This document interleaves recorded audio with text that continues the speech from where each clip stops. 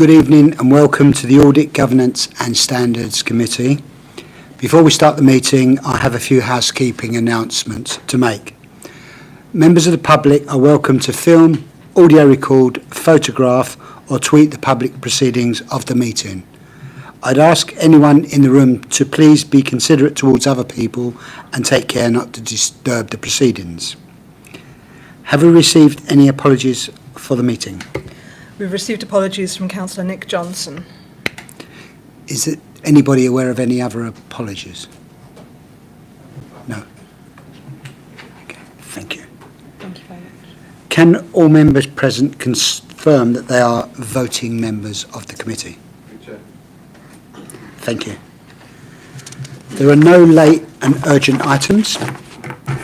Does any member wish to declare any interest or dispensation in respect of any item or issue to be considered at this meeting?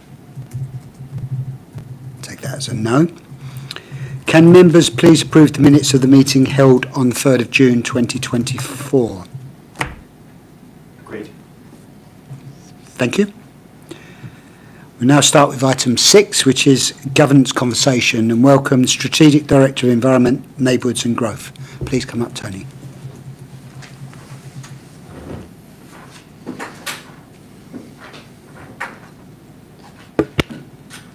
Just you, is it?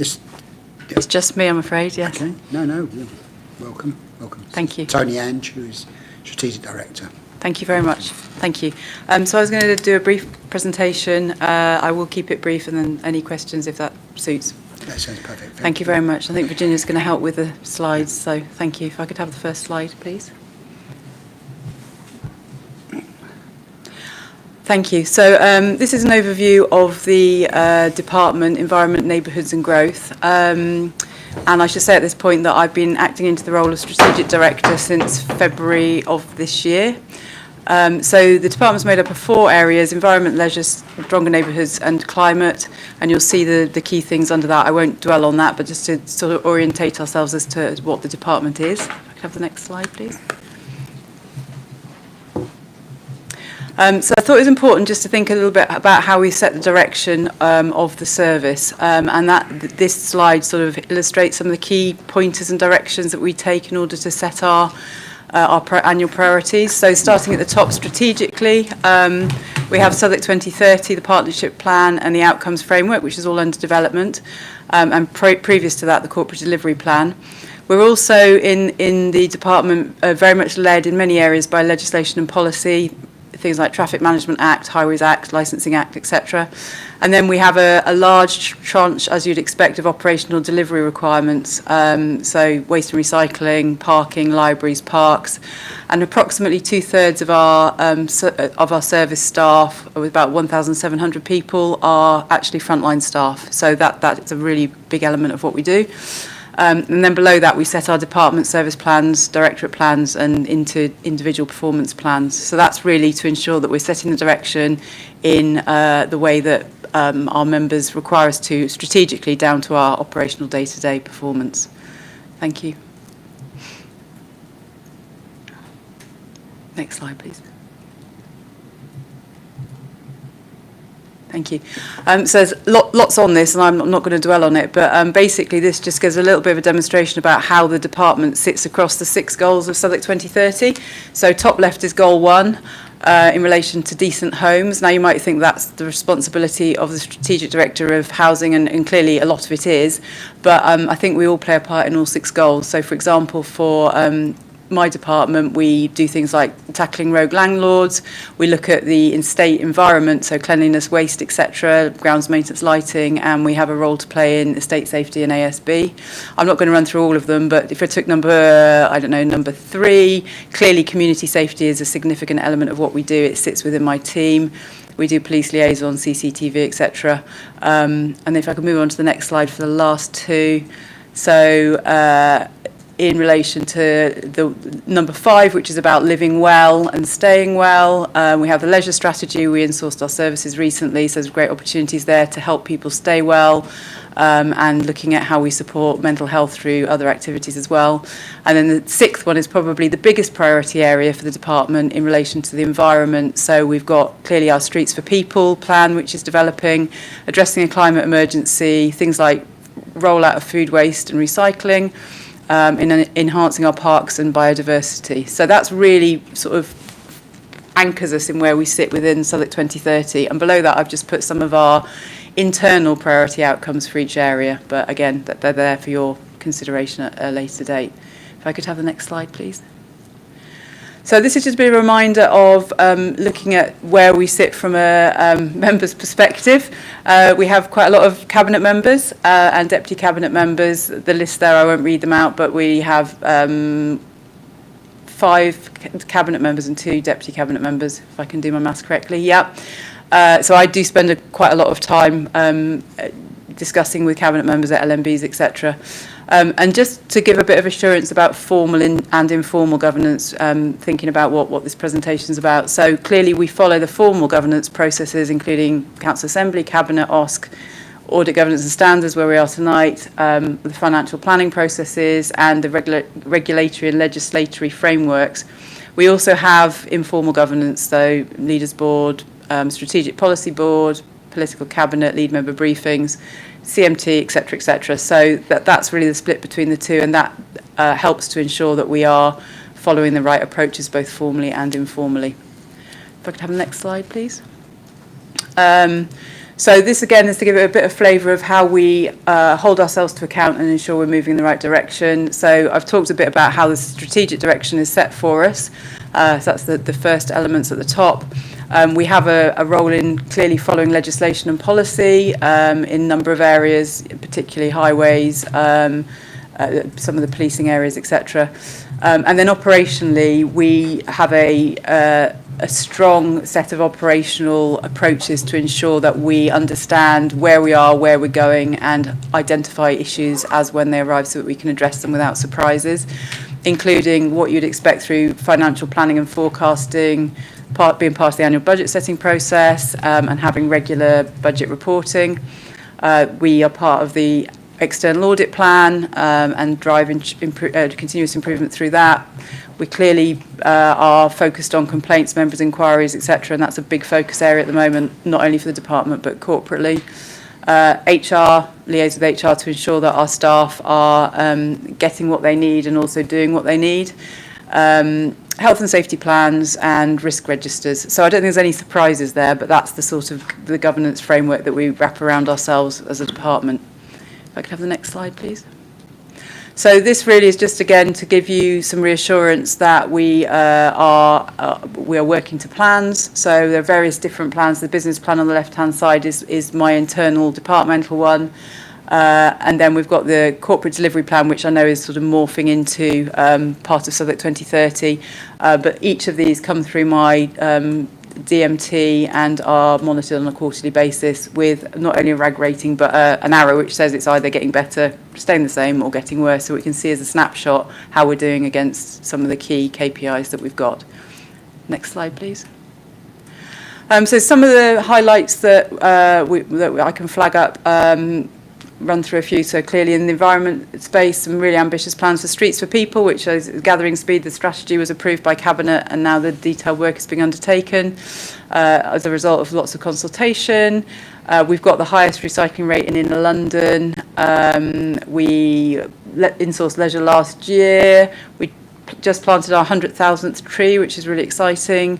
In terms of stronger neighbourhoods, we've supported over 2,800 refugees, and we've recently been awarded borough sanctuary status.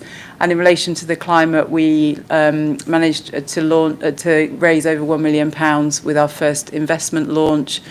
And we've supported lots of residents through the Green Homes Advice Service, for example. So again, that's a bit of a snapshot, but some of the key areas that we've focused on in the last 6 to 9 months, up to a year. Next slide, please. Brief snapshot on the budget. So the overall revenue budget is net expenditure of £103 million, broken down into the various areas. Some are very income generating, some less so. So we work within each of those budgets for revenue. And in terms of the capital budget, you've got a snapshot of this year. So total capital of 67 million. And we have a regular monitoring coming through my DMT and then liaising into the more corporate approach that's sort of led by Clive. We also have recently set up a capital programme board as part of my department to have more rigour around our capital spend and profiling particularly, and also to ensure that we're bidding in for the new things and prioritising what we need to. Thank you. Next slide, please. I'm not going to run through any of these, but that's just a snapshot of our risk register. These are our strategic risks, which there's a golden thread up to the corporate risk register. We also have operational risks, which are much more specific to our teams, to ensure that if operational things happen, we've got a way of addressing them. Next slide, please. Checks and measures. I've touched on quite a lot of this already, but sort of in summary, how do we know if things are going wrong? We have weekly DMTs when a lot of this data comes through on a sort of cycle monthly. We don't see everything every week, but we see most things monthly. We have one-to-one structure so that staff can report into their team leader or their manager what if they've got issues and things to celebrate. We have the formal reporting through the corporate delivery plan, business plan reporting, financial reporting, and lead member briefings. We have an incident reporting escalation process and clearly the emergency response protocols which we follow, and we also look at our customer feedback, and we've just started to do more insight. We've had the data for a long time, but we're now looking at insight about what customer feedback is telling us so that we can look at prevention rather than fixing issues. Next slide, please.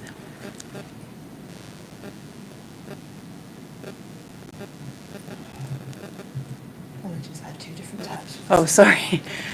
Some of the challenges, so supporting Southwark 2030, ensuring that our processes are properly embedded, followed with rigour and grip, ensuring that we cyclically review against our business planning processes, and ensure that we have robust budget management as resources start to become even scarcer, to ensure that we can fund what we need to do for our day-to-day service and other key commitments and ambitions. I think that might be it. It is. Thank you. Thank you.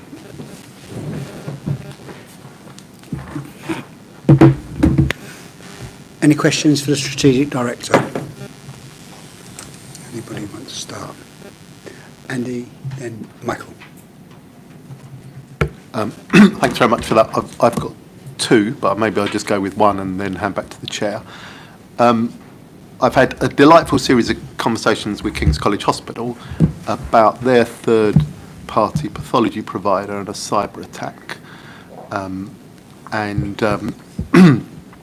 I just wondered, what is the department's approach to third-party providers? For example, are any of our parking IT systems outsourced? Does the contractor use external IT systems? How good are we in terms of our cyber security for your department, but also with the particular focus on third parties, contractors, in the style of how the whole of South East London has fallen down recently? Thank you. So I'll give a fairly generic response. There's been as you'd expect, a corporate response following what happened in South East London. There's additional training being rolled out.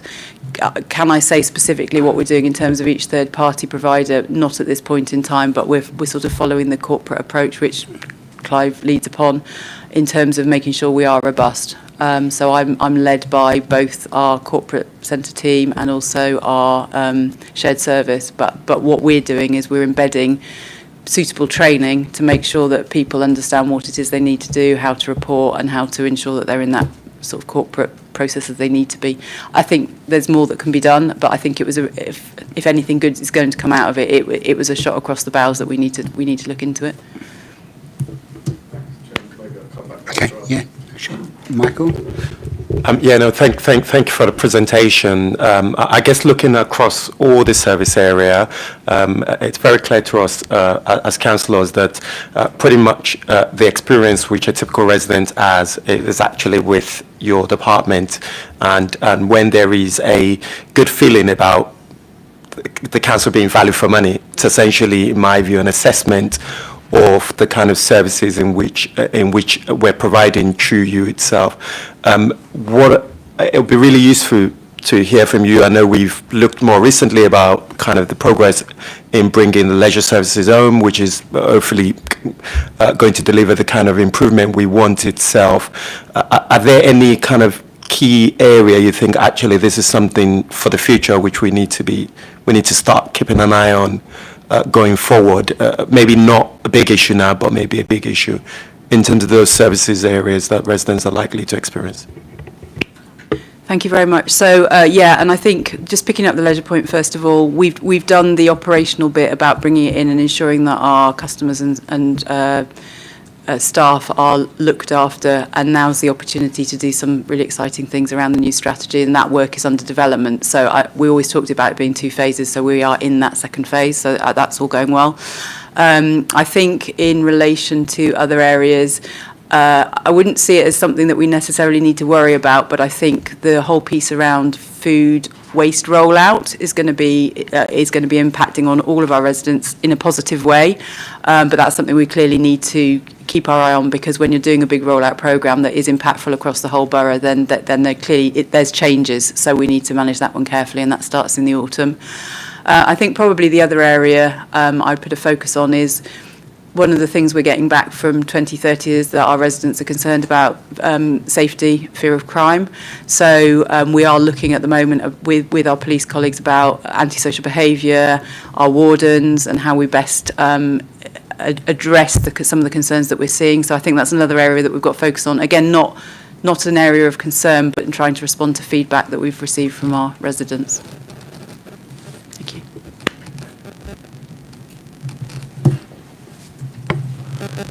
My second question was just about service requests and how the department deals with them. So Michael was talking about, larger numbers of, well, your figures show not that many missed bin collections, but you've got a missed bin collection, there's a street light not working, there's a fly tip on the corner. And some of it works and some of it doesn't work. Has the department got a sort of a focus on those requests and managing them and seeing that they're dealt with in a timely manner? So my bin normally gets collected, it's good, I've got generally no complaints. It wasn't collected this week, I've reported it, and I gave them my email address, they haven't sent me an email, and I know they won't send me an email saying we have now been and we've collected it, or we couldn't find it, or whatever.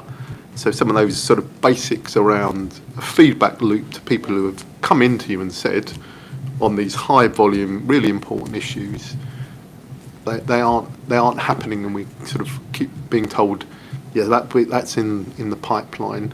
But could you just speak to that sort of general issue where along with housing repairs, I presume, you must have the second highest level of requests coming in? Certainly. So, and again, corporately, sort of complaints, service requests are an absolute focus. And I haven't got the figures in front of me, but I can say we are making good progress. We do have a very high level of service requests, as you would expect, as I've just said, with everybody having a bin in the borough, everybody using our footpaths, everybody using our lighting. That's standard across every council in the country, but it doesn't mean if you're not getting the service you require, that's good enough. I think particularly when it comes to bins, there's 2 levels. There's the service request that Veolia we would expect to pick up and sort out, and I think an area we need to look at further is that interface between where those requests go, how they get dealt with, because I think there are some potential things falling through the cracks in that loop, because there are some things that shouldn't actually have to hit our desk. They should go straight to Veolia and get sorted out as our contractor. So I think there's some things we can do there. If I gave you the percentages, which I don't have in front of me. If you look at the volume of service and the percentage of service requests we get or complaints, they're very low.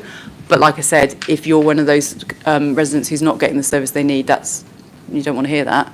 So I suppose that's a way of saying we have an absolute focus on it. Are we where we want to be? No. Are we in a quite good position for the volumes we've got? Actually, yes, we are. But there's always more we can do. And, we would expect our performance to be increasing. So there is definitely some process work we can do to make it better. But the trajectory is in a better direction. Thank you, Chair. Did you want to follow up at all on that correspondence you had around the parking report earlier with the Chair, strategic you director? invited me. Yeah. So about this time last year, we looked at a couple of sort of governance issues, and one of them we had discovered that the department was not publishing its parking reports as it was required to do. And so we asked at a committee about this time last year and was told it would be done much more quickly. It'd be interesting to know, was that already on the department's list of something to do, or was it me chasing that put it back on the department's list? The second governance issue we talked about a year ago was the requirement within the council's constitution to consult with the area area fora on the TfL delivery plan. And that hadn't also been done by the department. They didn't seem to have that on the sort of governance list of things to do. And then we got a sort of cursory, well, we're just about to put this in now. So it wasn't really engagement with the councillors in the different areas across the borough. So can you just talk about those two issues and if there's any sort of wider issues around governance and how you keep a track on those type of things, that would be helpful to know. Certainly, and you have to forgive me because this does predate me, so I can say what I see following our conversations via email today. So in relation to the first one on parking reports, was it on the list? Not on my list, but I am fairly confident that when I asked that question, I got a response back really quickly, so it was going to be published within the statutory time. I appreciate you asked for it to be published earlier, and I'm going to go and ask why we can't be earlier than just hitting within the 6 months. I don't have an answer for that yet, but I did get a speedy response. I have confidence that that was on the relevant officer's agenda to do. Literally, I got an email back quickly. I was in another meeting, so I didn't respond to you that quickly. But yeah, so I'm confident on that one. Unfortunately, on consultation with the area for on the TfL delivery plan, I'll have to go away and have a look at that one. It's not on my list, but that doesn't mean that it's not on Matt Clubb's list, the director, because clearly we have a golden thread of things going up and down. So I will have a conversation with him. So I don't have the history, unfortunately, but that's what I can say in relation to what I've found out today following your emails, if that's helpful. Thank you. Thanks, Chair. Dora? Just actually following that, I'd like to thank you for actually saying that, confirming that you will be looking very closely at customer feedback and take it really seriously, because obviously that's where a lot of our workers and councillors come from, people complaining or sometimes praising, but so I hope that it will be followed through. It will be followed through, and that it will be taken seriously, because it is just not on at the moment with all the ways we communicate. That's that we're being communicated with, and we're not responding, not fast enough for people out there. So thank you for mentioning it, but I hope that it will be followed through. I'm sure it will be followed through. Thank you. Thank you. Yeah, so just to give you a bit more reassurance, we are looking at our timeliness, particularly in relation to complaints, which wasn't where it should be. It is getting better. We're also looking at the quality of our complaint responses, which are actually they're pretty good. They're one of the best sets of quality responses in the council from the data that I've seen. But we're also looking at how we can better communicate with our residents if we can't go back with a response straight away. So personally, for me, one of my bugbears is if I'm talking to an organisation and I send an email and it goes into the ether and I don't hear anything back, I'm like, well, did you get my email? So there's something about a courtesy piece. So we are looking at how we can best do that. We have high volumes of service requests, so we have to be proportionate, but we definitely need to do better. But I have seen a definite uptick since we've been really focused on improving, because yeah, you know, we need to improve. But yeah, there are lots of things that we're doing to do that. Thank you. If there are no more questions, I'd like to thank the Strategic Director for her presentation and answering the questions so fully. Thank you.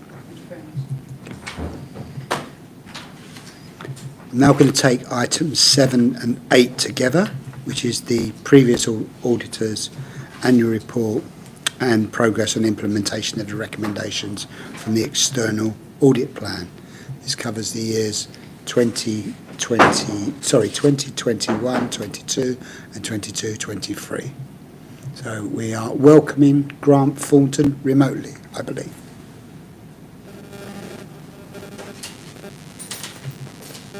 There we are. Yes, I see Joanne now. Nick, Yeah. you're visible on our screen. With my apologies for the slight limitations on tech, you may not be able to see us directly, but you should be audible to everyone. Can you hear us, Joe? Oh, we can't. You may not be able to see us directly, but you Right. should be audible to everyone. Yeah. Good. Excellent. Over to you, Joe. Can we hear you, Joanne? Okay, that's perfect. Yes. I can't see anyone, so as long as you can hear me, that's absolutely fine. So Right. this is closing off our responsibilities as your external auditors, and it's our 22-23 annual auditors report. The committee did see in January of this year our 21-22 report. This one provides an update of those recommendations as well as further narrative in respect of the 22-23 financial year. If I just pick up on the key points, and then I'm more than happy to talk about the detail or answer any questions. But in summary, as set out in the executive summary, we are satisfied that there are appropriate arrangements in place to manage the risk to the council around financial sustainability. Previously, we had flagged an exception around the financial management of the capital programme in respect of housing. That was raised as a significant weakness in 21-22, and we're pleased that progress has happened around that recommendation, and that's captured within this report. And we didn't have any further recommendations to add. In terms of governance, we do have a significant weakness, and we have a key recommendation. And that is in respect of ensuring that the council fully implement the agreed actions from the internal audit report, which considered the funding and monitoring activities of the Fair Community Housing Services tenant management organisation. So we summarise it around TMO arrangements. Now that does cover both the council's arrangements in 21-22 and 22 and 23. And the reason this report has been delayed in coming to you was we needed to certify off on the objection that we did receive in respect of 21-22 financial statements. So based on that work and the objection, we have concluded that the council doesn't have adequate governance arrangements for funding and monitoring TMO activities. On that respect, we did uphold the objection, and the objection that we did receive, we do consider to be valid. Although we did uphold the objection, in light of the internal audit work, which I know this committee has reviewed, the detailed action plan that the council has taken forward, that has been in an open and transparent way, we have applied our discretion to not issue a public interest report on that basis.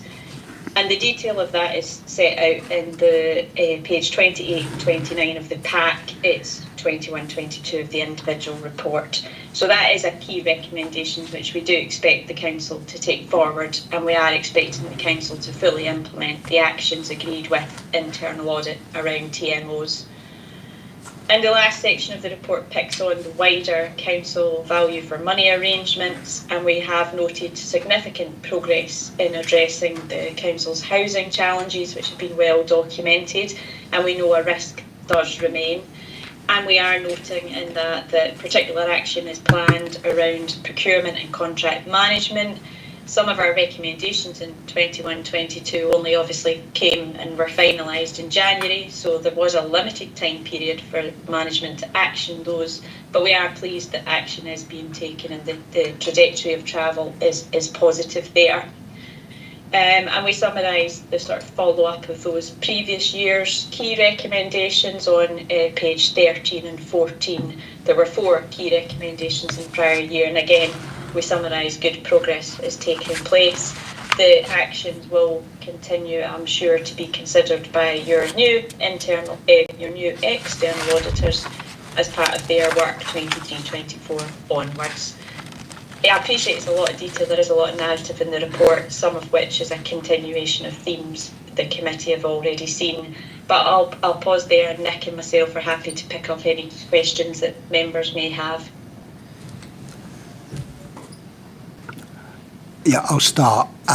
Your serious, significant recommendation about fair community housing, TMO, I take from that you believe that there is significant weakness in the relationship between the council and other TMOs across the borough. Is that correct? Yes, the objection was specific to one, but as internal audit also outlined, there is an opportunity for the council to relook at all its controls around all TMOs and the relationship and the reporting and the communication and the governance around that. So we've captured it as being at broader TMO level. Thank you. Chair, sorry to interject. One of my question follows up from that, because from the kind of summary of the report itself and a bit into the report, you seem to give a suggestion that it's not just kind of TMO, but there's potential risk against third-party kind of financial management services itself. Is that correct, that it's not just TMO and it's potentially other kind of third-party services?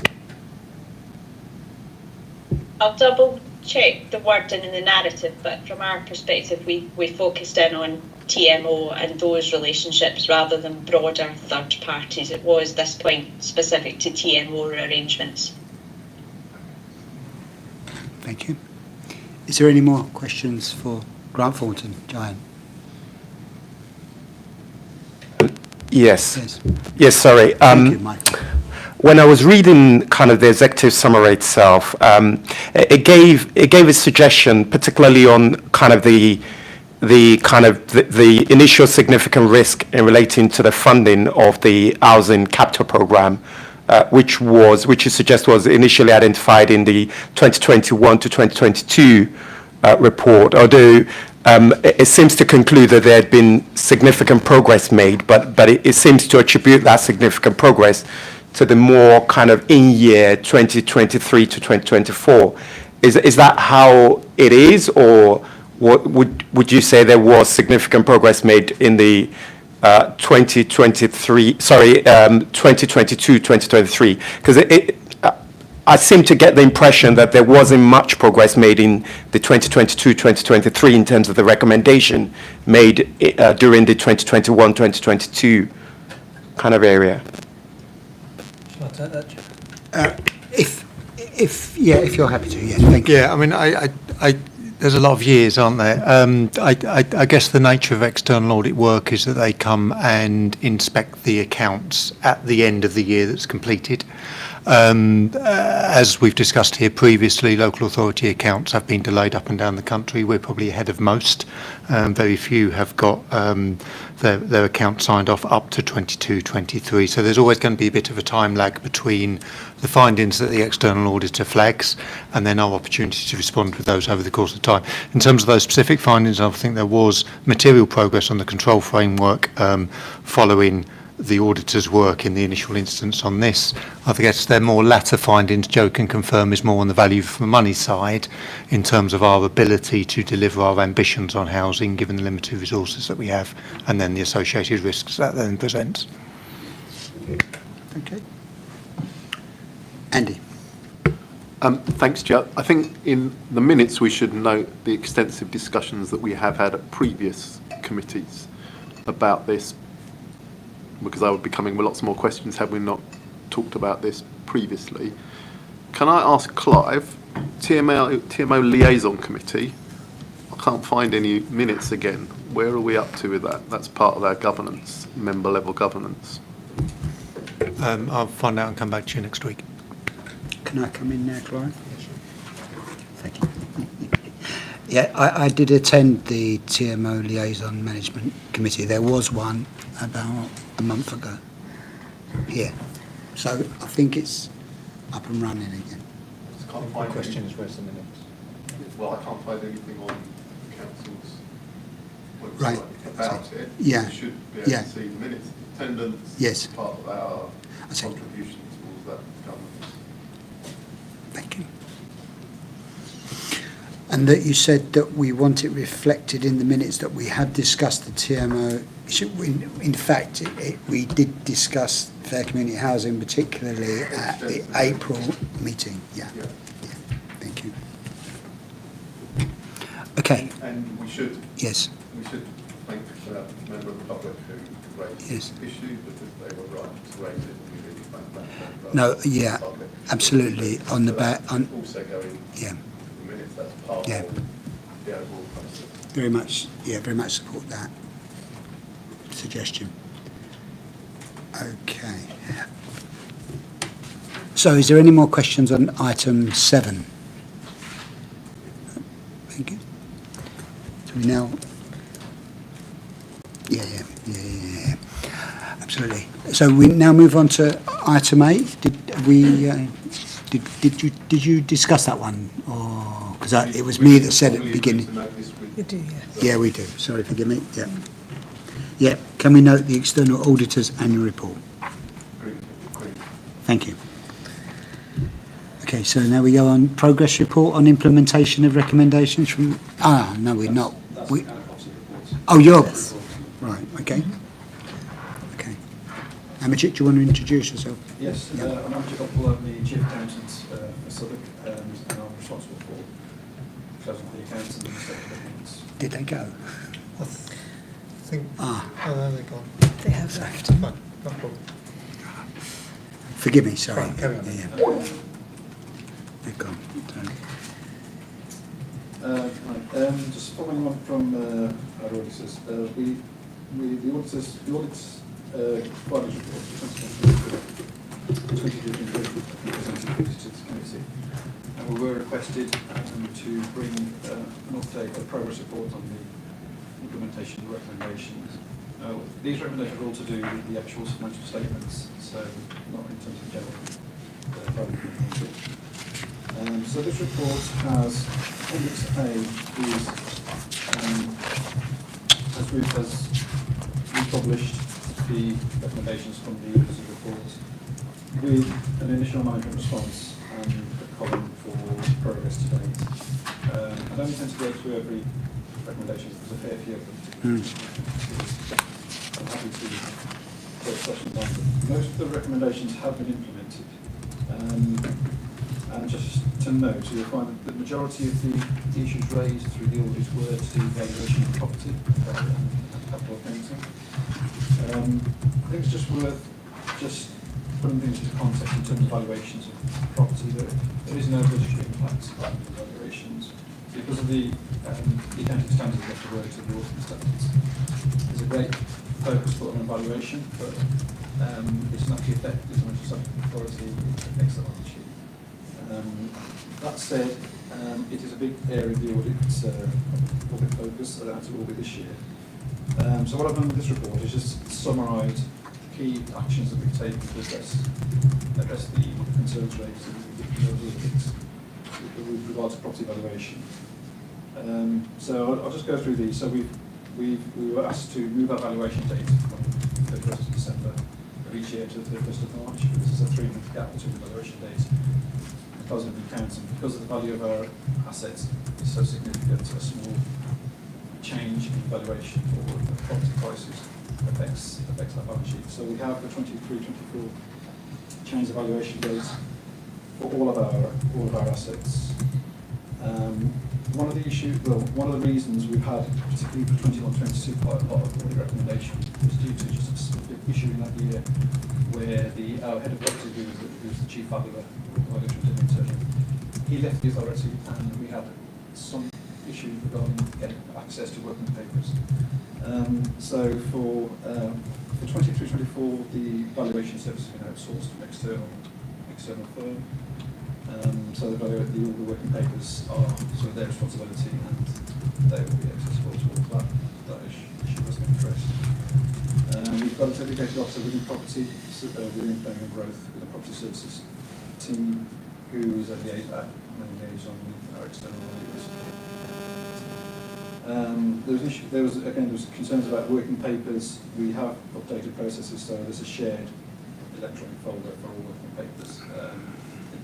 The issue here was that individual left and the access to papers wasn't there, but that has been addressed.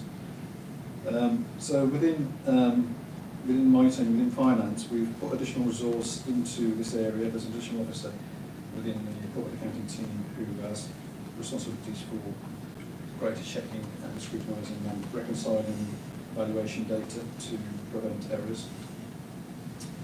We're just in the process of upgrading our fixed asset accounting software, MRI. This hasn't been completed yet, so that won't affect the accounts of 24-25, but that should improve the speed and the quality of our software records. And one of the issues we have is that because of the size and complexity of our asset database, it is a challenge to keep up to date with changes in the program where we've got lots of regeneration and other construction activities going on. Keeping up to date with all that within the corporate team, which is a little bit separated from the services. So what we have done is raise the profile of property and valuations across finance and wider across the team, and the working group being set up. So we become more aware of changes in asset categories, which is one of the recommendations that we miscategorised assets and that affected evaluation. So that, in summary, is the actions we've taken, and as I said, most of the recommendations have either been implemented or are in progress. Because we've had, sort of back-to-back audit 21-22, 22-23, which are almost audited simultaneously. There hasn't been a break from 22-23 audit to comply with 23-24 accounts, so we haven't had time fully to put all those actions into place, since some of those are still in progress. Thank you very much for that. Yeah, thank you. Dora. Just for clarity, sorry, might be confused completely, but say on page 43, the actions you've taken, so you're saying there's one financial officer who's got responsibility now for liaising with customers? Yes, of course. Yeah. But I mean, because you could have the same problem if that one financial officer leaves as well. So how's it been shared? You said the storage in shared electronic folders. I mean, I don't know how that is all going to work. Well, there is one dedicated officer, but there are other officers around who are involved in the evaluation process. But for us within finance, we have one point of contact. Okay. Okay. So rather than having to speak to various managers, Okay, so there's more than one person basically. there's more than one person we could go to, but that one person has got specific responsibility, which we didn't have before. That she is the person we go to, rather than having to sort of. There are others as well. Yeah. Andy? I was going to say thanks very much for this. I think this is quite helpful for members in terms of laying out the issues raised by external audit and your response to that. The report looks good on paper, but I guess the proof of the pudding is in the eating. What's your level of confidence that for the 24-25 accounts, none of these issues will be raised as concerns by the external auditors? I've got the external auditors sitting behind me, so I can't give a figure. And this is not unique to Southwark. It is probably the single most difficult part of the audit because of the sheer volume of 36,000 dwellings, 700 investment properties, hundreds of other assets. To give you assurance that every single one of those assets has got an accurate valuation. What is we've got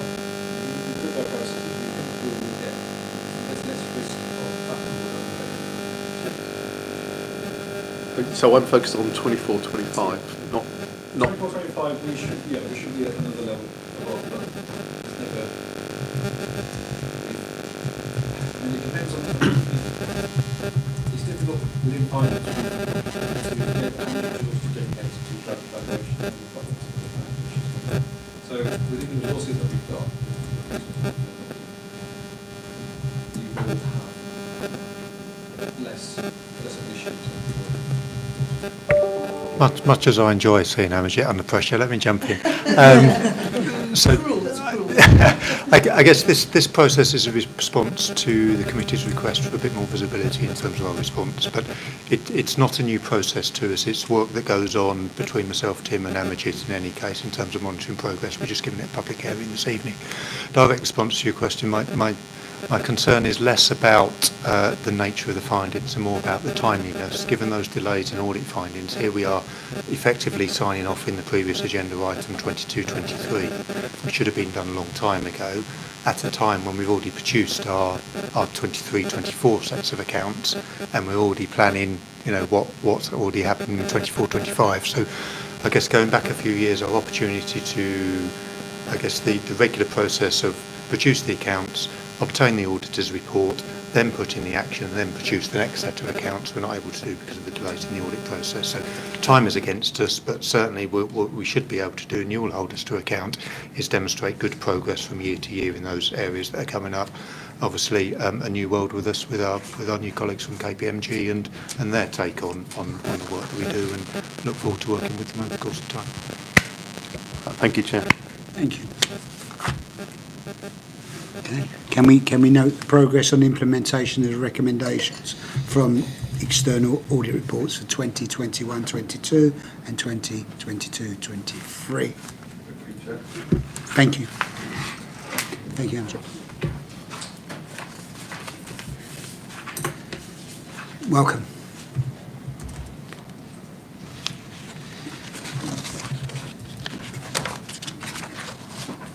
We have some new members on the committee, so if you'd like to introduce yourselves.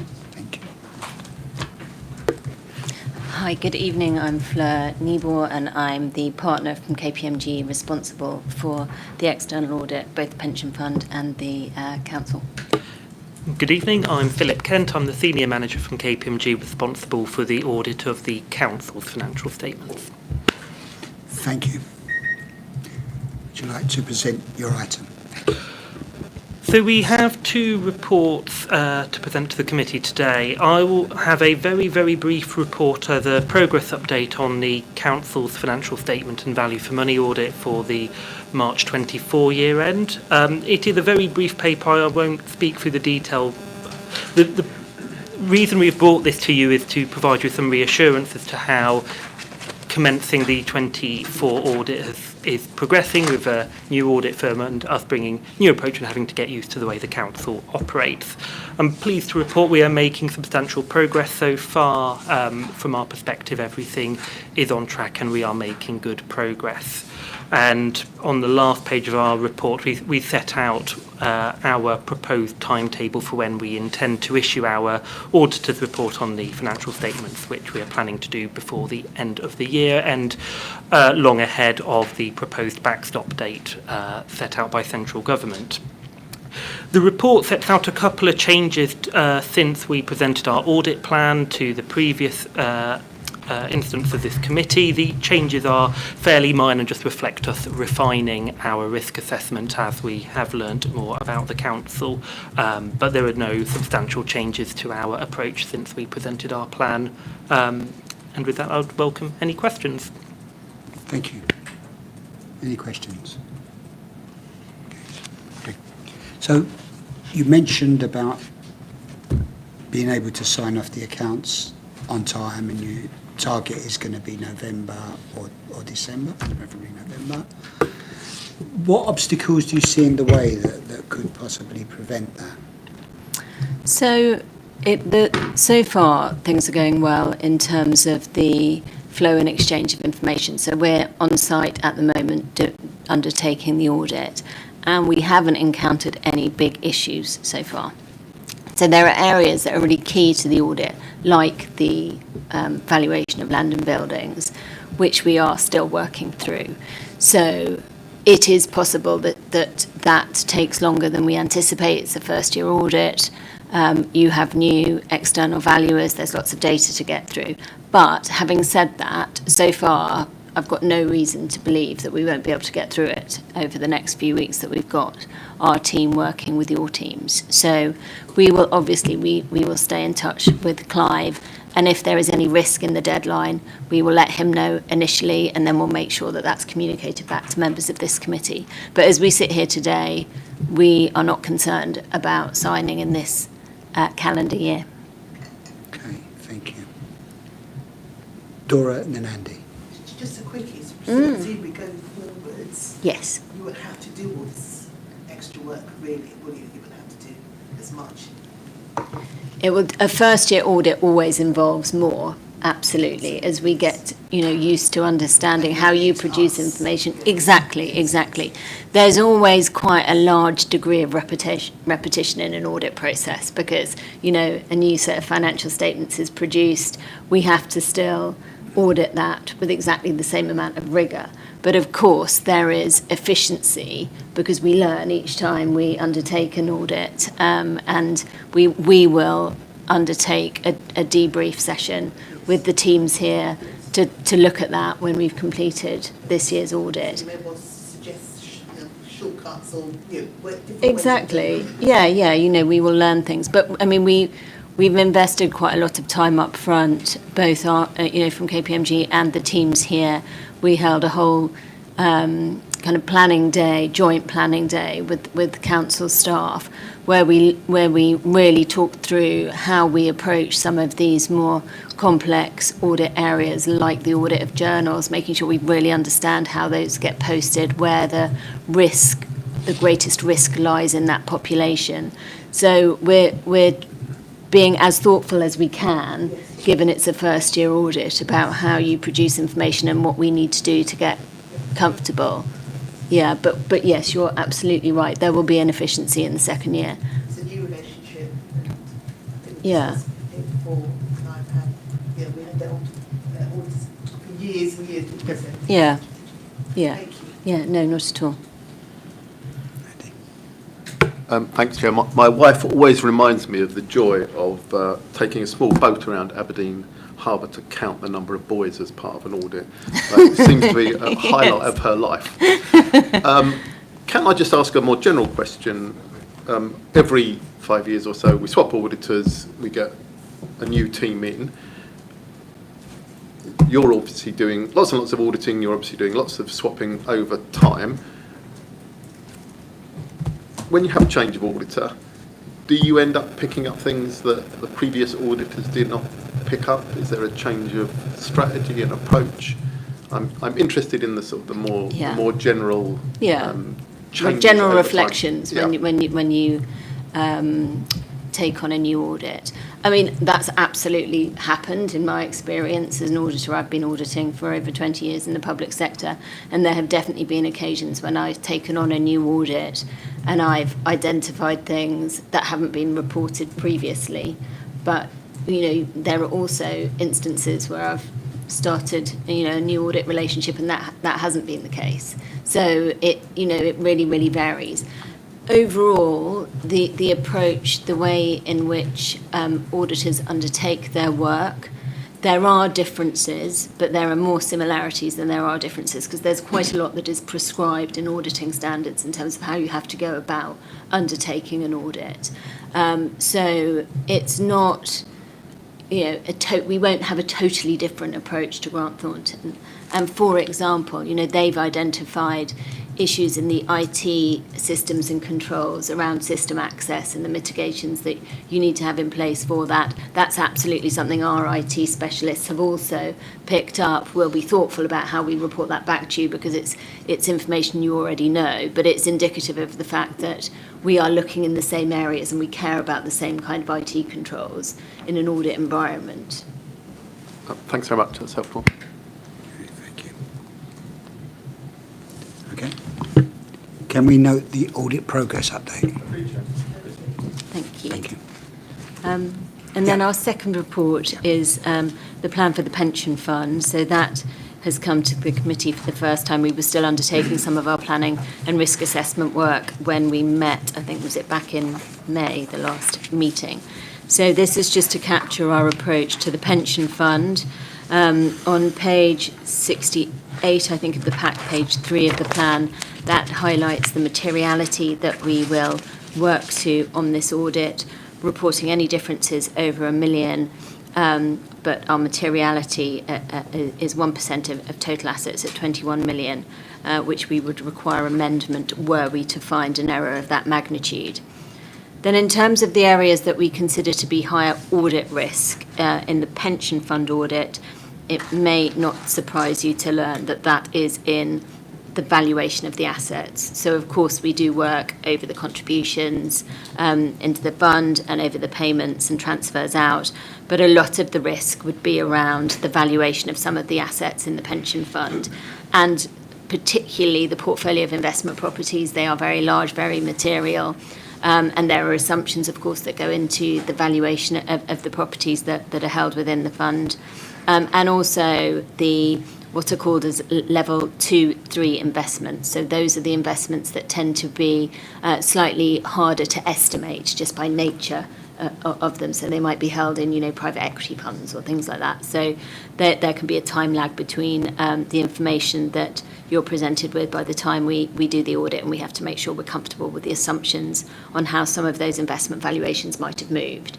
So they're the riskier areas in the context of the pension fund audit. That's on the balance sheet of that fund, and that's where we'll direct quite a lot of our audit effort, because we know that can be a more judgmental part of that audit.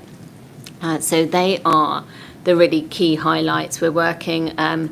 The pension fund team is working alongside the financial statements team, so we're looking to sign off at the same time. But happy to take any questions. Thank you. Do members have any questions? Can we note the external audit plan for Southwark Pension Fund? Thank you very much. Thank you so much. Thank you.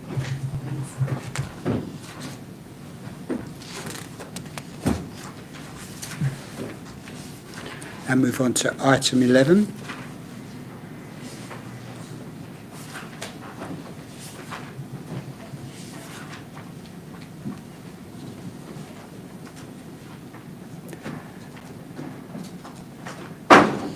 Welcome. Would you like to introduce yourselves, new members of the committee?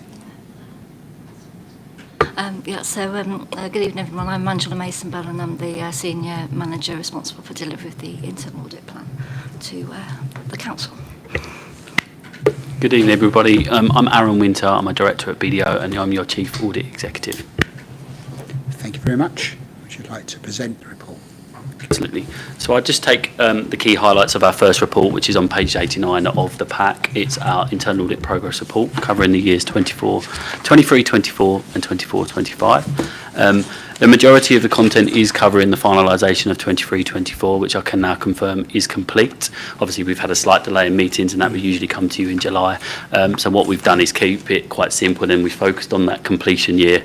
I will touch on progress of 24-25. So all our work's done on the council side, and the remaining final executive summaries are included in our progress report in section 5. This has also enabled us to provide you with your final annual report and Head of Internal Audit assurance statement, which is on a separate paper that we'll come to. You'll note there that on the school's progress, we still had, at the time of writing our report, 3 reports to finalise. I can confirm as of today that we've finalised 2 of those, and we just have a final review, school in Victory to close down, but we have started to escalate that up and ensure that we come to a decision to expedite those management responses so we can close that as soon as possible. What that has also enabled us to do, and we'll come on to that later, is that annual school report under a separate cover paper. Whilst closing down 23-24, we have been progressing 24-25 internal audit plan. We've made really good progress actually, and we've got a number of audits that have been completed or at draft report stage at this point in time. I think a total of about 9. We've not, as I said, included those in this report. We're going to bring those summaries along with other reports that are finalised to the November committee meeting, just to keep it transparent that we'll be focusing on that next meeting. And then finally, we have got our summary of follow-up of previously raised internal audit recommendations. You'll see since our last formal report to you in June, we've got an increase in implementation up to 92.8%. We've had a big push, obviously, as part of the annual reporting process to get that evidence and close down and better engagement. What we've done under a supplementary cover page, because obviously it used to elongate our progress report, is giving you the details of our latest updates to give the committee members that detail, but I wasn't proposed going through that in detail now, so happy to stop there and take any questions on that first report. No, thank you very much. Just one sort of technical question, first of all. Pages 102 to 103, the bottom paragraphs of both those pages are exactly the same, so I'm assuming that's transcript error.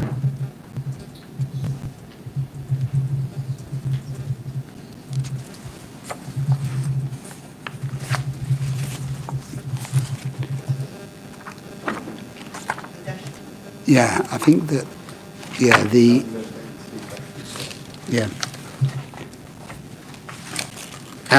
your small page 13 and 14 on your report.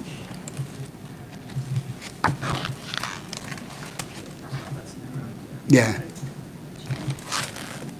Would that? Yeah, apologies. I'm presuming it's the second report that is the one that's got the wrong narrative at the bottom. The one on page 103. Yeah, and Adam circulates what should be there. Yeah, that's what's going to. Yeah, thank you. Was me. Effectively, we will remove that bullet point, and therefore it's a accurate. phenomenal effort that you've made there. I just wanted to get that accuracy there. Andy. Thanks, Chair. I've got a question for Clive. Page 99, accounts receivable and debt management. Main areas of concern, bullet point 10. Review a sample of 20 credit notes, identified exceptions in 12 cases, 7 lacked signatures, 3 lacked the authorisers, 2 lacked the requesters, 4 of these were significant. Can you comment on that? Yeah. It doesn't seem simply great, it's not very good, is partly. it? And it falls a long way short of our expectations, and there's a lot of work going into that area at the moment, both in terms of immediate improvement, but also in terms of redesign for the system for the new ERP SAP replacement, in effect, which is a project that's already started. So, no, it's not very, it's nowhere near good enough and falls well short of the standards that we expected. So I think Clive's got that on his radar, that it's on our radar. Yeah. And then, unless anyone can convince me otherwise, I look at 105, IT cybersecurity limited. I look through it, and despite us raising cybersecurity, and being told, oh, it's in hand, it's getting there, this appears absolutely dismal. And I would like to suggest to the committee that we drag officers back for a full report and an explanation of how they can tell us it's all going well, and we're on track, and then we get a report like this. This seems completely out of kilter. And if you flick over the page onto hardware asset management, somehow we've got 600 laptops which haven't connected to the network, are not updated. How on earth is that happening? And again, if we've got completely out-of-date software systems, they are much more prone to attack and to all types of problems. So I think we could combine those two together, ask officers to come back. We have to be on the ball as members about our cybersecurity. We talked earlier about the dreadful impact on Kings and the wider South East London NHS footprint. This combination to me is quite shocking. I don't understand how we're getting reports like this when we're being told we're on top of it. It doesn't feel like we're on top of it. Yeah, I think what this highlighted to me, so we've got effectively when I say two-tier, I can't think of a better phrase at the moment, IT delivery model at the moment. We've got our in-house digital team, and then we are part of a shared service for our infrastructure. I think the findings within this report on page 105 and the following report on 106 of the key findings are all arising out of the shared technology services side of the business, which is the shared service. So one, absolutely we need to get that right, but two, it has kicked off for me a discussion around our strategy going forward for our delivery model of digital services in the broadest sense, and what that may or may not mean for the existing arrangements we have in place currently. But that is work in progress and not anything I can report on today in terms of where I think we'll get to. Yes. But I'm happy to bring back a report in terms of the improvement plan for this. Yeah. Okay. Maggie. Thank you. Just following on what councillor members were saying. Sorry, Chair, I want to apologise for my late to the start of the meeting as well. You're very welcome to be here. Thanks for joining us. So just on that bullet point on the number of laptops that haven't connected to the system in 90 days, I mean, is there any sense of why that is? Is that colleagues who haven't been in the building for 90 days, or is it laptops that people aren't using, so they're at home? But just a bit of information about the explanation for that, because I find it curious. Sorry to interrupt you. My understanding is that as soon as you come in the building with the device, it connects and it updates. So the reason I sort of know about this is because councillors are often impacted, because councillors are in the building less frequently and often sort of work flexibly and remotely, but it's such a high number, and it's obviously having a bit of a risk impact from a security perspective if it's not updating. I just want to know a bit more about these laptops that are missing and why that is. Yeah, there's a variety of working practices within the organisation. So some of our remote workers won't be plugging into a network point for a long period of time. We have people on maternity leave, long-term sick and the such like. That accounts for a proportion. Obviously, some individuals choose to use their own device for work purposes, even though they're kitted out with LBS kit as well. So it's a mixed comment within that. The number's higher than what I thought it would be. Obviously, we're undertaking work and report back to you in terms of the precise proportions of each cohort of how that number is created, and the various different cohorts that contribute to it. Thanks, Chair. Yeah. Please do. I think I'd just like to note in the minutes that I think this definitely needs greater understanding in the future, and so the reason I know about it is because it affects councillors, and then they sort of raise that with me in my role. But I think it is this sort of conundrum that you have to be in the building to connect to the network in order for your device to be up to date. But then we have a situation where there is more remote working. Councillors are not in the building as frequently as other employees. And then you're also sort of mentioning people on maternity leave, people on sick leave.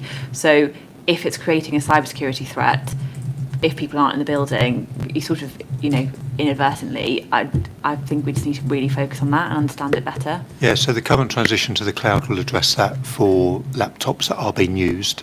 Obviously, laptops that aren't being used because people aren't at work for whatever reason will always be an impact. But if they're not being used, then they don't present a threat, so to speak. But we are transitioning to the cloud at the moment from a more traditional server-based network, and that will address those security concerns. Dora? Yeah. Next question. What about, I don't know, I'm digitally challenged, I have to say. What about if people, I know, I see it says it's time to update your system, so I press yes or no, whatever. Supposing you don't press yes, does that affect this figure? And also, what about people who've left the council and haven't handed back their laptop? I saw something recently that said if you've left the council, bring back the laptop. But it doesn't matter if you don't. I saw some email came through about that. Does that affect this figure? I wouldn't mind seeing that email if it does exist. But anyway, so people should be handing back their kit when they leave. If people choose not to, they get deleted from the network anyway, so can't access the network. Share it. Sorry, I lost the train of the initial part of the question. Yes, absolutely. Oh, you asked about the updates. So, Again, it's quality. so obviously we There's a question that comes yeah. up every so often, as to update your laptops, do an update. So we offer flexibility because, obviously you don't want it updating in the middle of a Teams meeting or something, do you? So we offer flexibility in terms of when to do that update, but there comes a point that if it isn't done within a space of time, it's done automatically when you switch on or switch off at a point in time. Yeah, a couple of questions. One on the accounts receivable and debt management, and following on what Councillor Simmons said. How close was this report to a limited rather than a moderate? Yeah. It was debated as part of the challenge and check and challenge through our quality assurance process. And I think what we landed on was obviously thinking about the materiality of the council as well, and some of these numbers weren't necessarily getting into that kind of larger amount. And I think that's where we concluded, wasn't it, that we recognise there's an issue here, but they weren't quite enough and systemic enough to get it to the high priority ratings. So therefore we landed on that moderate, driven by mainly the medium findings. Thank you. And the other question is, on page 122, there's also a problem around getting insurance around cyber security as well, isn't there? And I guess that's a knock-on effect of this? It's remarkably expensive, and I question the value of it, because if we're in a cyber security event, I mean, it's nice to have a bit of money in your back pocket, but it's not really going to bring the systems back on. I don't mean to be quite flippant, that's what I come across, but it's remarkably expensive for the quality of recovery it provides, and what it doesn't provide is recovery of your systems. And so you're approaching this in a different. Yes, yeah, so that is more of a conscious prevention. That is more of a conscious commercial decision that we make. Yeah. I see. Okay. Fine. Maggie. I've just got a couple of questions about the school audit section. That's okay? Yeah. So it's more for my own understanding. So I can see that there's the date of the draft report, and then there's a whole list of schools that are due to have reports over the next school year.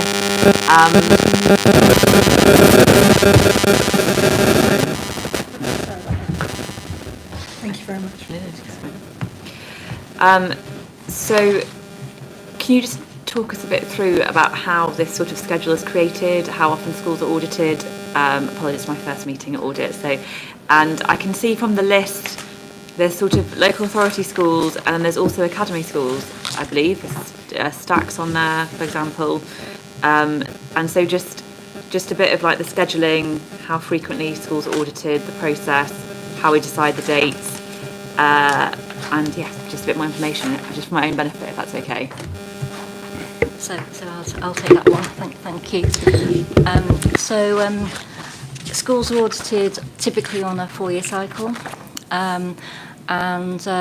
it's sent. So let me go back a little bit. We had a little bit of hiatus in COVID, so we didn't undertake any reviews during that year for obvious reasons. The subsequent year, we focused on schools that were in financial difficulty, so it took a bigger kind of more risk-based approach, I suppose, and we did 6 audits in that year. And then in 21, so from 22-23, we resumed our 4-year cycle of audits. So we have the full population of schools. We only audit maintained schools. There are some that have since been academised, so they will come, academised that word, will come off the list, and we won't audit those. So we only audit local authority maintained schools as part of our programme. We agree the schedule with the Director of Children and Families and the work that we're going to do. So the work is essentially provided on behalf of the authority based upon their expectations. So we look at things like as you saw from the summary, governance, budgetary management and so forth. So we've got a set schedule of work that we do. In terms of the timing, so in 22-23, we worked with the council to identify schools finance team and schools improvement team to determine which ones we were going to start with, essentially. And then each year we revisit the list and reschedule and reprioritise as necessary. So that's how we agree. And then each year they'll say, can you do these ones first and these ones subsequently? So we tend to do the ones in the summer if we can first, and then we evenly split over the autumn and the spring terms. Thank you. Would you offer like the auditing service to like academy schools? Could they get that from the local authority if they wanted it? So often what you find is the academy schools, they tender for their own services, or if they're connected to a wider company, an overarching group company, they come out in a kind of a combined offering to the organisation. So a part of our separate team within BDO and our internal audit team that look after our education would be responding to those tenders if due fit, if they were seen to be obviously ones that we would want to work with. So that kind of sits outside. So it's done separately. So our team and other authorities that we work with, we always work with local authority maintained schools because there's a consistency in the work that we do, the schedule of work, etc. But yes, it's often that we've had it before where we've been contacted and it's a list of 10 academy schools that are coming out for the internal audit services, but often it's price that's a challenge and how they can do that. Whereas obviously here we've got volume alongside the council, so we're able to cover our overheads, etc. Great, thanks. Okay. Can we note the report for item 11? And can we note the report for item 12? Well, we've got our actions down in chasing IT. Cybersecurity. I'm expecting to bring a full Yeah. report on cybersecurity back to the committee, and Yeah. including IT hardware asset management. Fantastic. Thank you. Thank you both very much. Appreciate it.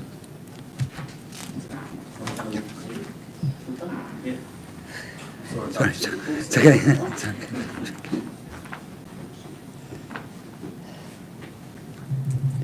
We now move on to item 13, draft statement of accounts for 23-24.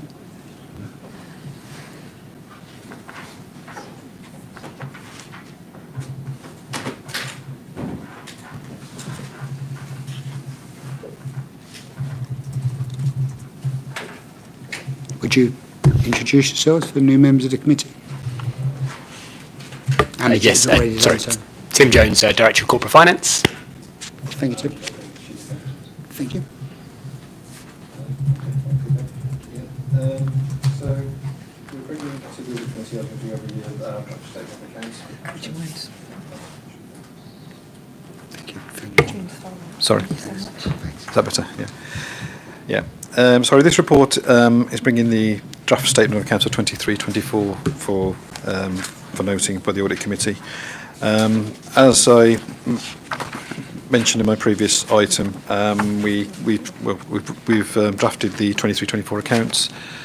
They were published a little bit later than the statutory deadline, but that is in common with most local authorities on the 3rd of July, and there was a period of public inspection, which completed on the 16th of August. In terms of the dates, just to give you context, as I've said on previous occasions, and you're aware, there's a big problem nationally with auditing local authority accounts. I mean, we're pretty much up to speed, even though we're a little bit late in terms of publishing 23-24, which was partly a result of trying to get our previous year's audits completed. So the statutory deadline at the moment is still the 31st of May for draft accounts and the 30th of September for published audited accounts. But the government is in the process of bringing legislation to change those deadlines going forward. So they're intending to move the deadline for, certainly even for 23-24, the deadline will be moved to the end of 28th of February 2025. We're hoping the audit will be done well before then. We're anticipating bringing the audited accounts and the audit reports potentially to November committee, and for sign-off certainly by the end of November. So as you can see, the statement of accounts is a very long and very technical document. I don't intend to go through it. You'll be glad to hear, but I'm happy to take any questions on it.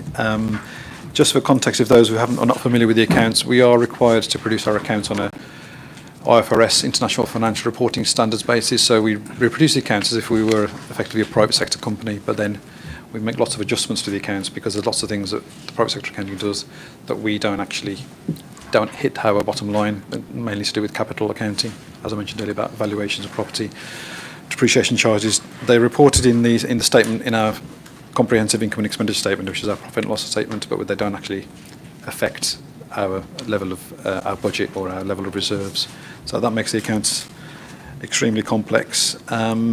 So I won't really say any more on the accounts, but if you've got any questions, I'm happy to take them.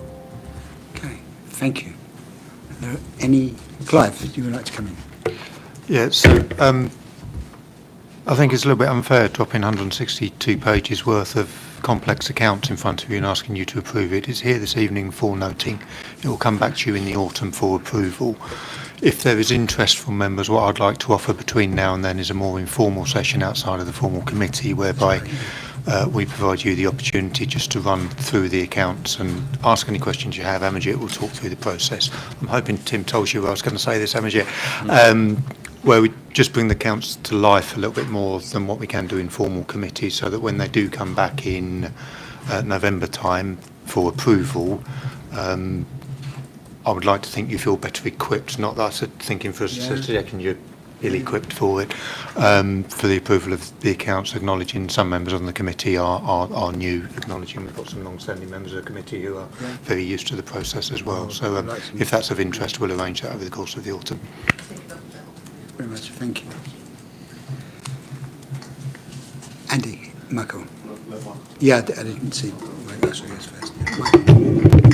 Yes, I note that there is an opportunity between 8th of July and 16th of August for public inspections and questions. Have we had any feedback from that?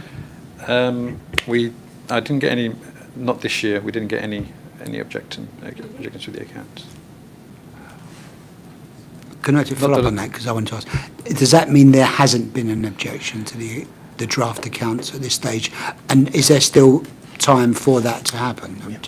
We haven't been, the objection to the accounts is made to the auditors, to the auditors, yes, directly. So I haven't been informed of one, but they... Would they immediately inform you? Or they should have done. Is it in their gift to announce it whenever it suits them? Yeah. Yeah? So we don't know? That's... Yeah, sorry, what I meant was I'm not aware of the objection. I'm not anticipating one. I'm following up because that was the question I wanted to ask. When would we know if there is an objection? Sorry, Clive. So I would like to think if there was an objection against the accounts I'm responsible for, I'd be made aware of it, and I have not been made aware of anything. And just to say, it's not just objection. I think it suggests that there's opportunity to just ask questions and request for information. And it may well be that if there are relevant questions, may well point us to perhaps an issue which we should also ask question about. Is why I was asking. Are you able to find out and at least let us know between now and then November whether there's been no questions or... No, we do in previous years, we do get members of the public or residents asking questions, usually very specific questions about a particular area rather than the accounts per se, but we haven't had any for 23-24. We have in the past. Andy. Thanks, Chair. I've got two questions and then I've got a proposal right at the end. So my first question is on page 200 on the balance sheet, third line down is the investment property, and there's a movement from 313 million to 281 million, and I was surprised that investment property has dropped in value on what I thought might be a rising or static market. And have we disposed of some investment properties. Why would that be dropping? I don't understand. It doesn't make. We haven't disposed of any. The property valuation is more of an art than a science, and we've had a change of auditors. Valuers. Sorry. The reason maybe is just that a valuer is given a different valuation to the previous value. I can dig deeper. I don't know offhand which properties that affects, but it's just what the valuers do is basically a book exercise based on their assessment of the potential rental streams for all these investments, and different valuation firms have slightly different methodologies. So that could be the explanation, but I don't know offhand. I can find out for you if there's anything specific that's caused that. Yeah. And then on page 175, we're just talking about how the council performs, how it achieves, and I would love if under quality affordable homes, sorry, this was page 175, under quality affordable homes, on the third bullet point down, it says that 99.8% of council estate inspections were rated good or excellent. Now, I would be so proud as a councillor if that were the case. However, I would imagine that most of my colleagues around the table would find that quite an incredible performance figure. And I realise you're not directly responsible for that, but you guys are putting this forward on behalf of a corporate team. Can we go back and check that? Where does that come from? I would not want our accounts to be signed off if that figure wasn't true, and it doesn't feel as if it is a true figure to me. Check that. Chair. Yeah. And also the point actually above that as well, that your council homes have acting president. Sorry, Dawn. Also, can I just mention the bullet point like that as well, which says all council home construction sites have an active resident project team. All of you are active. Right. Okay, yeah, Clive will look into that one as well. Yeah. And then, Chair, after colleagues have spoken, I've got a proposal. Yeah. Okay, so my proposal comes off the back of page 182. The sort of fifth para down talks about the Southwark 360 programme replacing our 25-year-old enterprise resource planning system for finance and HR systems.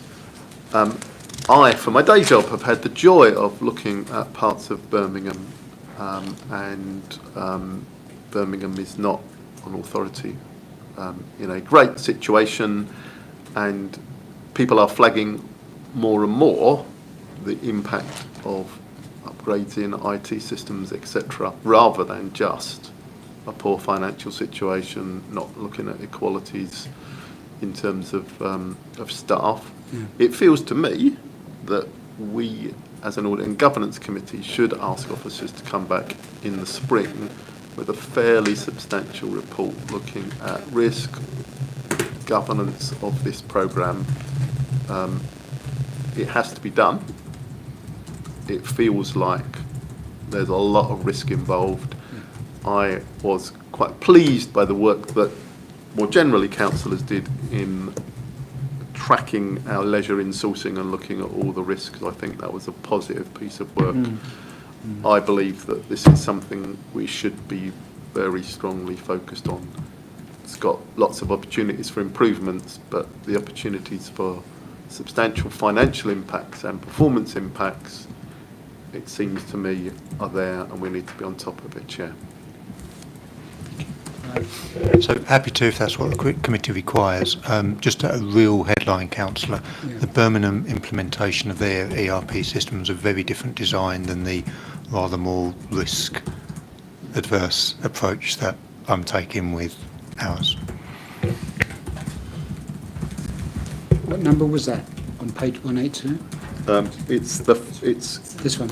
Oh, yeah, yeah, it's one. Yeah, thank you. So just suggesting it's the Southwark 360 programme Yeah. replacing our enterprise resource plan. Very good, thank you. Okay. Can we note the draft 2023 statement of accounts?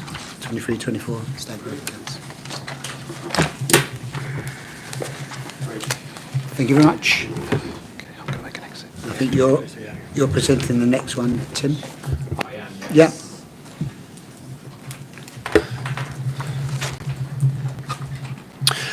So this report follows and sits alongside the annual statement of accounts. If the annual statement of accounts gives you the kind of assurance that the council's money is accounted for in a sort of true and fair way and that we're a going concern, what the annual governance statement does, alongside perhaps the SIP for FM code, which you sometimes see, is kind of gives you the assurance that we're actually making good decisions and we've got the rigour and processes and things in place to ensure that proper decision making is happening.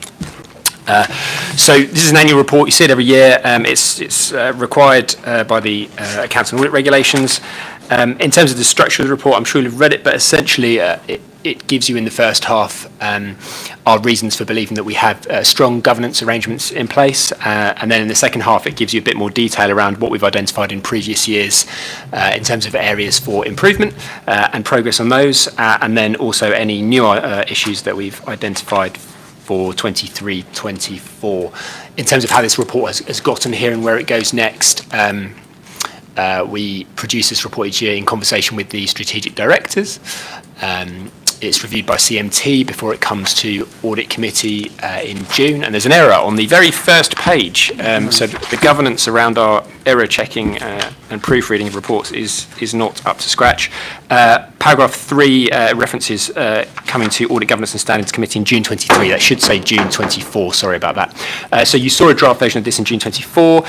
Since then we've had feedback from our new external auditor, KPMG, some of which has been incorporated, and that's referenced in paragraph 7. And then after you've seen it today, it goes to the leader and the chief exec to be signed and included alongside our audited statement of accounts. Happy to take any questions. Thank you. Any questions?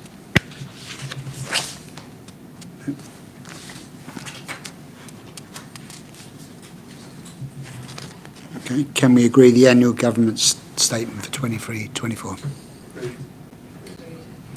Thank you. Thank you. So we've got Tim Jones or Paul Bergin? Tim Jones, sorry, you've got Tim Jones here, sorry. Yes, he is Tim Jones, yes. Welcome. Would you like to introduce yourself? My name's Paul Bergen. I'm the manager for the corporate anti-fraud team for Southwark. Thank you. Who's going to lead? Do you want to lead on this one, Paul? Absolutely not. No? Okay. So we're bringing you the update on anti-fraud. This report tends to look very similar each time you see it, and we always have to give you an apology about the lack of detailed information given the nature of the work that the team undertakes. You recall last time we met, there were some particular questions around issues like blue badge misuse, which have been dealt with since then, so I think councillors have had responses to that. Happy to take any questions councillors have. Thank you very much. Graham. Thank you, and let's launch straight into the blue badge inquiry, if I may. I think there are some instances of blue badge abuse.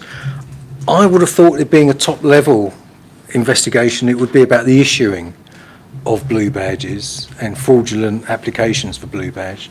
But are we looking at here inappropriate use of blue badges? The report is mainly around the misuse and where the drivers of the vehicles mainly have been interdicted out on the streets. The issue of we do watch on the issue process. We work closely with the team in the same floor as us, and they come to us for advice about applications that they see, people transferring across boroughs or using duplicate applications. So we do monitor that.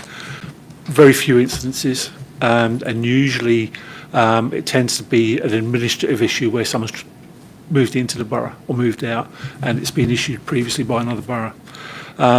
Most of the cases you see here are from a marriage of the fraud hotline, information we get in, and we try and pass it on to the parking teams who are supported by BBFI, an external contractor who does patrolling in the borough, and they use hotspotting to a degree to patrol certain areas at certain times.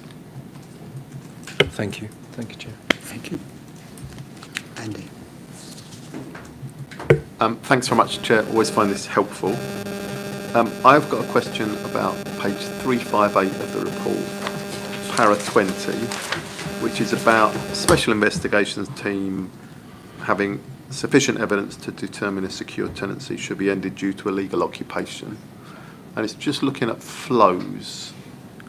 So someone makes a complaint, a report comes through, comes to the team investigates, team builds up data, comes to a view, there's enough data, there's not enough data, refer to legal services. So you're serving, 8 notices over a 3-month period. You're referring 3 cases to legal services over a 3-month period, but legal services are holding 20, 21, 21 cases.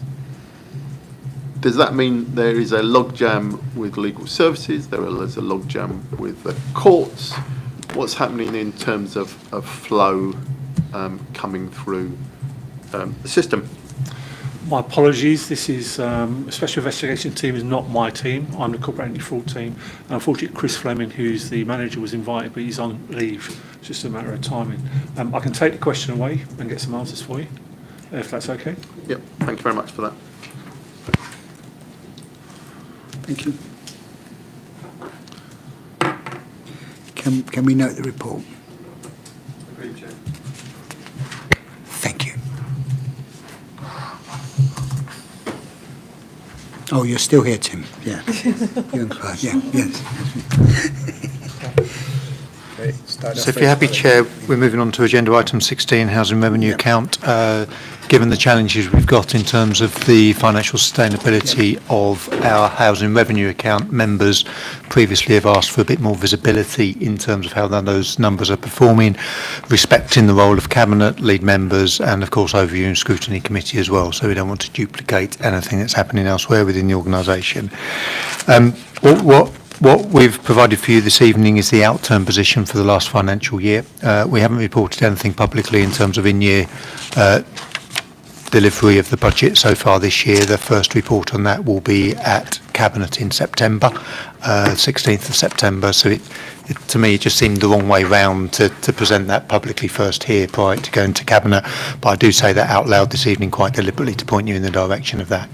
The outturn report last year, I guess, demonstrates the extent of the challenge, really, a £16 million overspend. The £16 million net overspend does mask a far more significant overspend in service delivery areas, which was offset by a large underspend in corporate financing items to give us with that £16 million figure. I've spoken to you previously about the recovery plan we have in place, the financial recovery plan, which outlines 3 to 4 years worth of financial recovery before we're in a position where we're likely to be able to start investing again. That requires the entire organisation to stand behind that recovery plan and help the delivery of it. Within that are some difficult decisions which we've put through Cabinet, and you would have seen through those, around savings and how we cut our cloth accordingly. It does mean in some areas we can't do everything we want to do as an organisation, but obviously given the obligations are placed upon us, our statutory objectives are to balance the HRA over the course of time.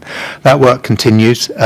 Whilst I've alluded to that September monitoring report, that will report an overspend, but significantly less than the numbers you have in front of you from last year's outturn.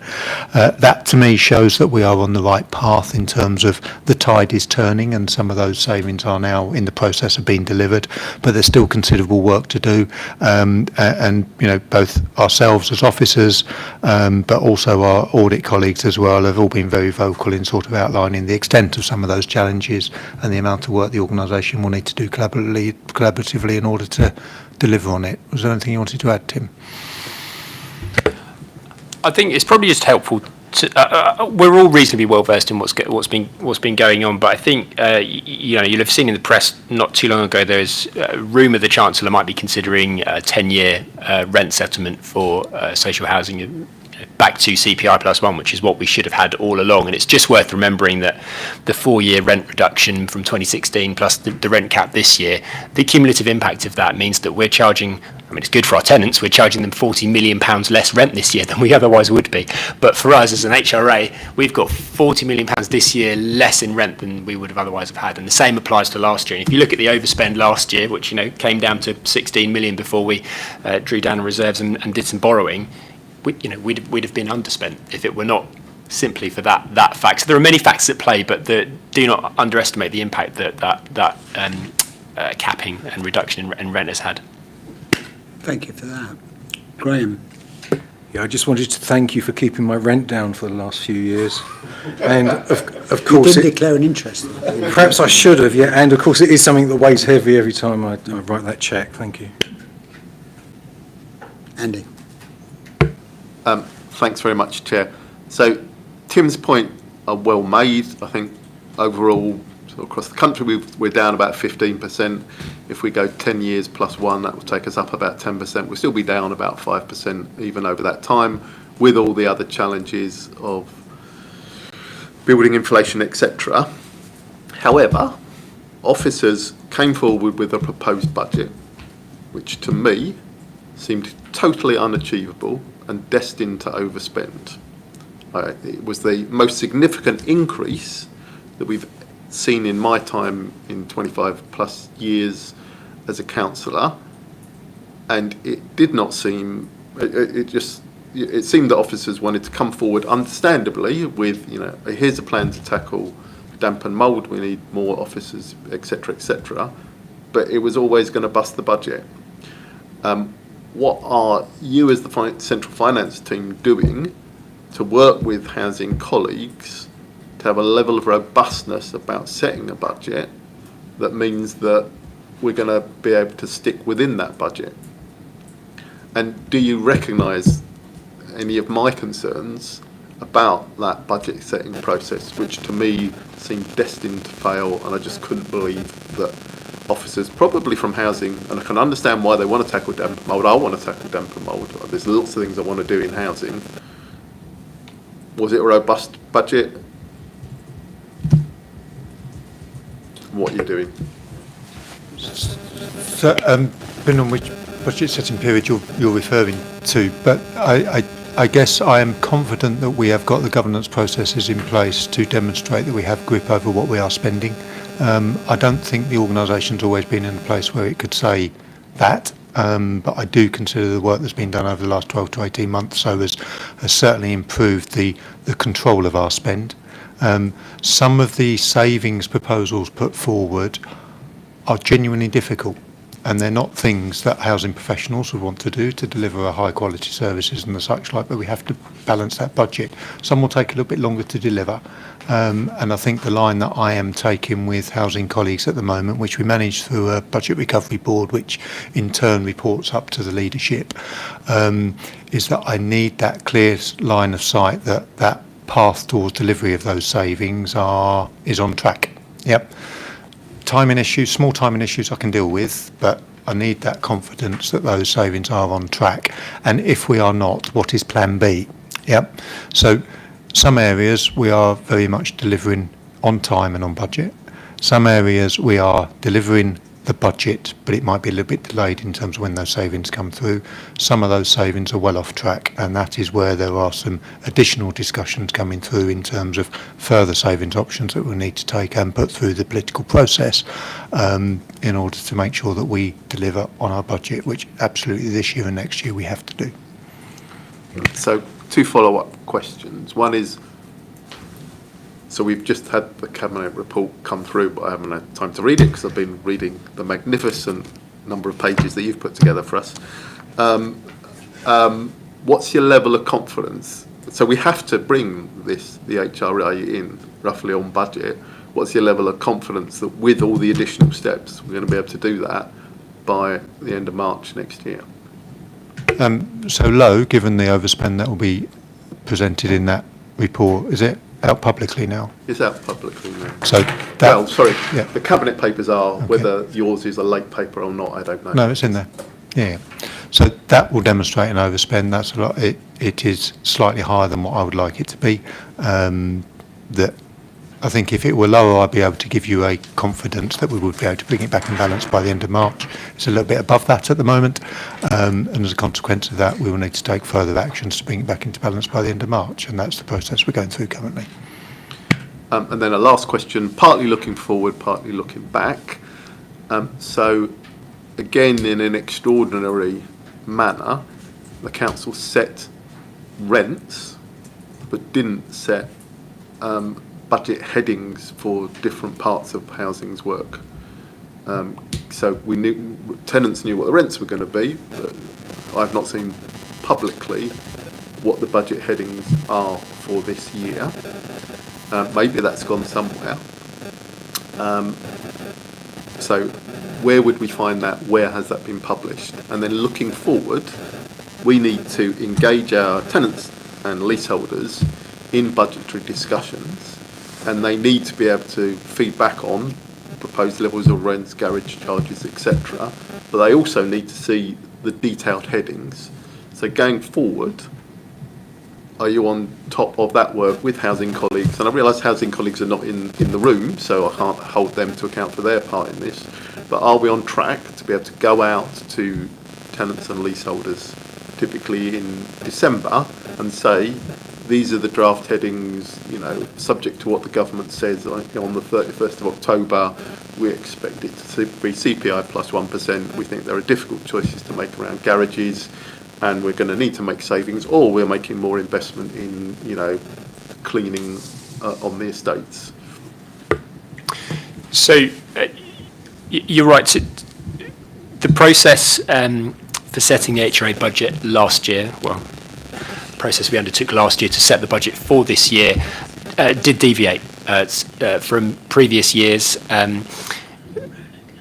What was absent, as you've noted, is the detail around what specific changes there might be to services in order to deliver a balanced budget. We did publish what we described as our cash limits. So we published what the budgets would be at a high level, so what we would spend on asset management or on resident services. We didn't publish anything in any more detail, largely due to the urgency around getting ourselves into a position where we could actually balance the budget. We were very short on time to make sure that we could actually do it. There was probably more conversation around the HRA and setting of that budget and how it would be achieved than there's ever been in previous years.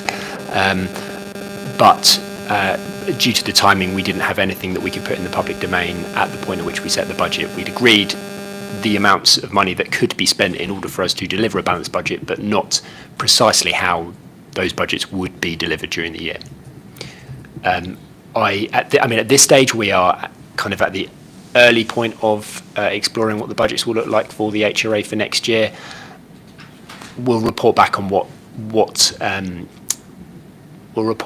we're likely to publish. I expect we'll publish something in more detail this year, having had the benefit of the last sort of 9 months to get a better idea of how we will deliver things. This committee has, I think, previously seen a presentation on the Housing Revenue Account recovery plan, which gives some detail, but I would expect we'll be able to put more detail in the public domain this year. Yeah. So that, again, noting the hard work of finance colleagues, but, you know, part of our resident involvement is going out to residents and being open, transparent and honest about the challenges facing us, but, you know, asking for their input. I'd like to request that we have an update by email before the next committee meeting, so that we're clear about where we're going, because that, to my mind, it's really not good enough. And can officers share what the budgets are for the, you know, for the detailed, you know, what we're spending on cleaning, what do we save on cleaning? Because I can't see I've not seen that anywhere, like it may have been hidden in a cabinet report or something like that.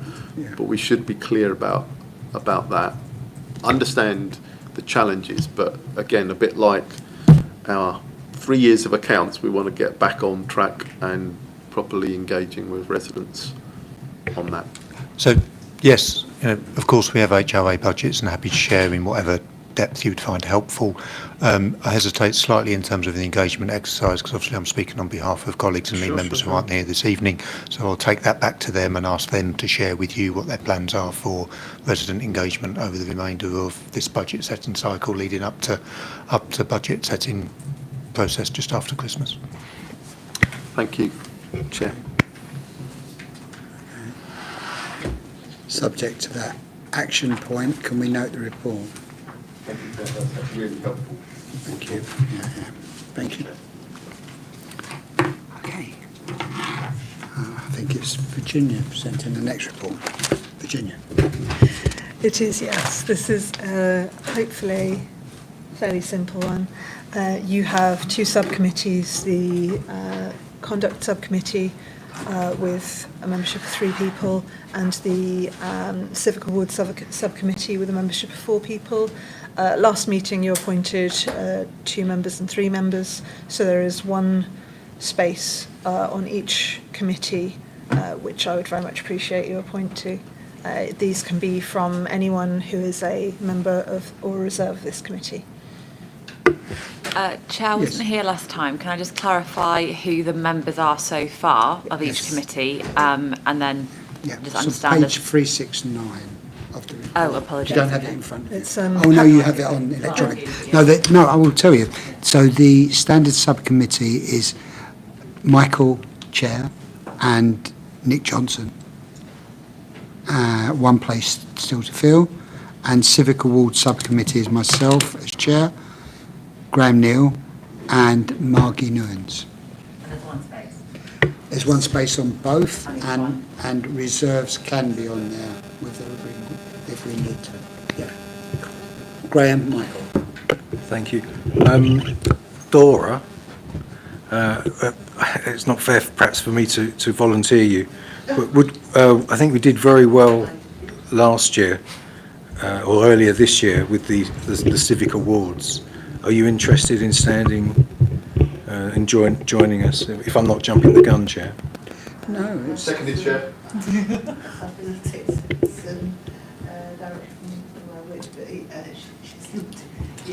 I do think Councillor Dixon-File has a lot of knowledge of the committee, of the subcommittee, as a former mayor, and I would encourage her to put herself forward for it. Thank you. Agreed. Thank you. And the Standard Subcommittee? And Standards Subcommittee. Does anybody want to nominate themselves or try and nominate someone else? Just share a couple of things. I think it's sort of custom and practice that the whip doesn't sit on standards, so I think that's probably rules me out. Yeah, that's what I thought. Yeah. I would be in favour of a gender balance sort of appointment, which I realise just leaves Councillor Dixon-File again. So I'm not actually making a proposal. I'm just sort of saying I would normally put myself forward, but I actually think I shouldn't really in this instance. And then Councillor Dixon-File. So to achieve that, if Dora doesn't want to do it, if she doesn't, to achieve that, the only other option would be Esme Hicks. Who isn't present? Deputy Whip. Oh yeah. And that. But no, as it would happen. It's very infrequent. Really meet, yeah. Very infrequent. Yeah. So I would nominate Perfect. Councillor Dixon-File if the room is in agreement. Very much happy to second that. Excellent. Good choice. Okay, I think that's the last item on the agenda for today, and thank you very much. Oh, Chair, if I could just, following the motion that we submitted to council and was unanimously passed, can I thank the officers for laying out the document in a range left, making it easier for people who have dyslexia to read the documents. I think this is a great step forward. Thank you. Thank you. Thanks. Has anything finished? Is the meeting finished? want to make a point of order that an objection has been raised, has been acknowledged,